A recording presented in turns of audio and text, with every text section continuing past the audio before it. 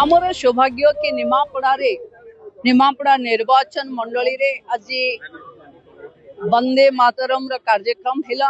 आमे समस्ते जानुछे जो एक पंक्ति जो एक कविता आमको राष्ट्रीय स्तर रे राष्ट्र को भल पाइबा देश प्रेम रे बांधी रखिछि आउ ताकू पाथेय करी नरेंद्र मोदी को नेतृत्व रे देश विश्वगुरु आड़ को गति करुछि। से भली एक पंक्ति को लेखिथिबा आनंद मठरे लेखिथिबा बंकिम चंद्रंकर आज ये पंक्ति लेखा हबार ये होची 150 वर्षर पूर्ति।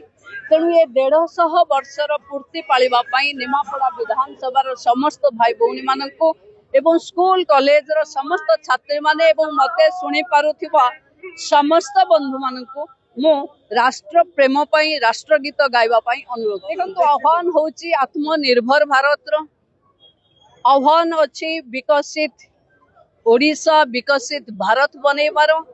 जदि आमे स्वदेशी को प्राथमिकता दबानी आम देशर भाषा को प्राथमिकता दबानी आम लोकाली उत्पादित सामग्री को ग्लोबाली पहुंचेबा पई प्रतिज्ञा करबानी ताहले देश एक नंबर हबारे काले रोकी हे जीवो। तेणु आत्मनिर्भर भारत पई स्वदेशी को अपनेबा पई देशर आह्वान अछि।